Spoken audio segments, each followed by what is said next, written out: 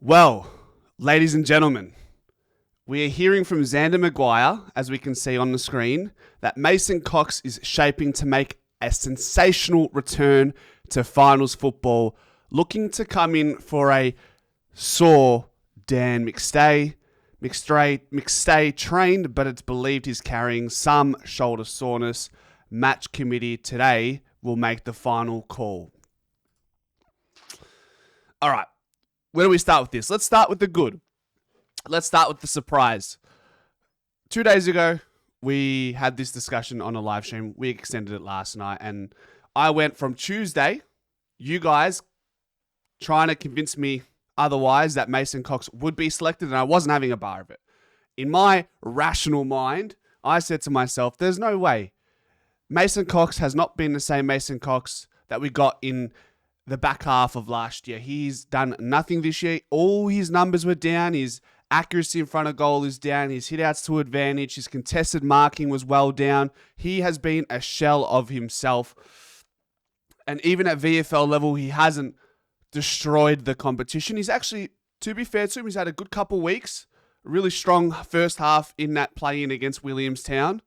And then also that the week prior where he collected 20 touches and I think he kicked a goal as well. So he has shown some sort of form, but bear in mind, it is the VFL. So he gets this opportunity to rear his head in finals football, and he's very familiar with finals footy. And where I was convincing myself yesterday after speaking with all of you, I was asking myself the question. I said, well, what if... We'll play both sides, don't worry. What if Mason Cox takes 2 big marks inside forward 50, kicks a couple of goals, and gets into the man on the mark post kicking the goal, celebrating, getting in his face? He's up and about. Is that all Mason Cox needs to reignite that spark, and he just breaks the game open? We want to go back all the way to Richmond 2018. He only needed a mark and a goal to set the scene for the rest of the game. Is that the same thing that we can hope for? Is that what are we latching on to that hope? Is it a false sense of hope, or is that a possibility to see Mason Cox have some really good moments early in the game, and then that builds into something really special for the final series? What did we struggle with against Adelaide in the way that it was played a couple weeks ago, which I doubt.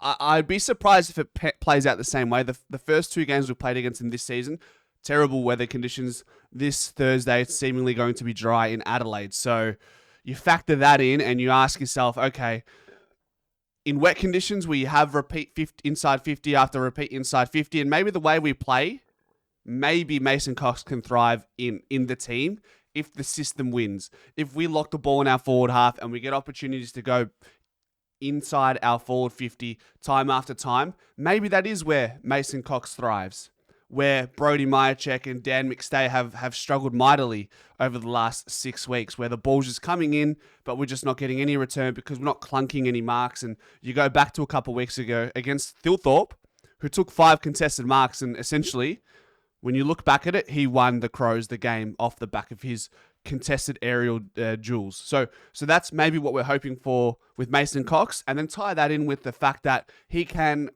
do a ruck job. Now, he's not doing it as well as he has done so in the past, but you can accept a baseline level that you're going to get from Mason Cox in a ruck. And with Riley Thilthorpe being such a threat as a second ruckman, we didn't love the Dan McStay versus the Riley Thilthorpe matchup in the ruck.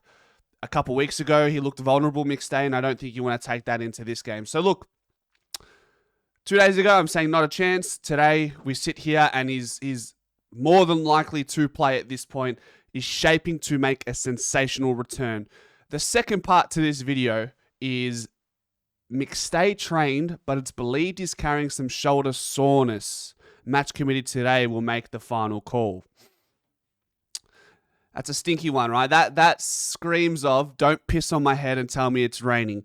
That screams of, when I had a pet lamb when I was a kid for 6 months, her name was Layla, and then the following weeks after she hit her 6-month milestone on this beautiful planet, there was her skin in my backyard and a noose. So and they told me Layla ran away. So that's what I'm getting with this whole McStay thing. Like, if McStay's not playing due to shoulder soreness, just tell me he's been dropped.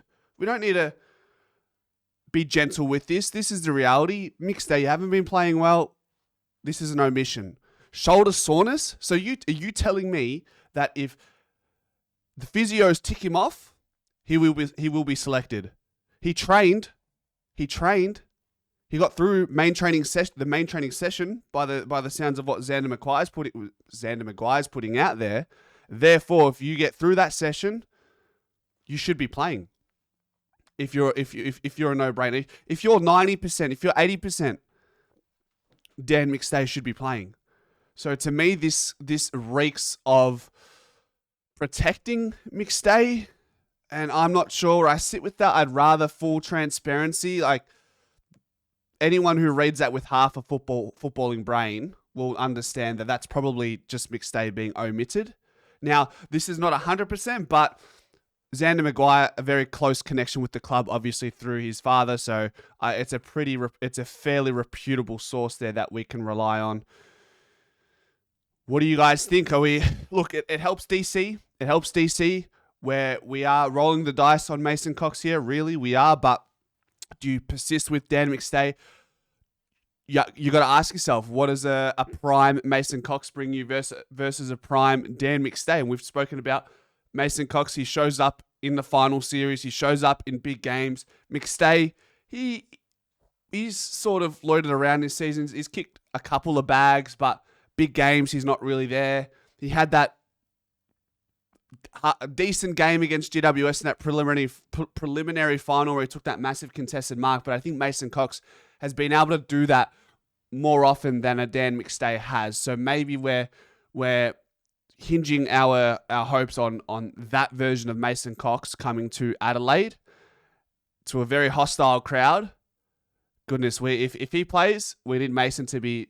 We can't have. Look, Mason will can have a moment, but you'd love to see him from the get-go just have an immediate impact. So that's what we're hoping for. Let me know what you guys think in the comment section, and we'll talk about this tonight in a live stream at 6 p.m. Guys, if you've stuck around this long, consider liking the video, subscribe if you're not a part of the community, and as always, go Pies.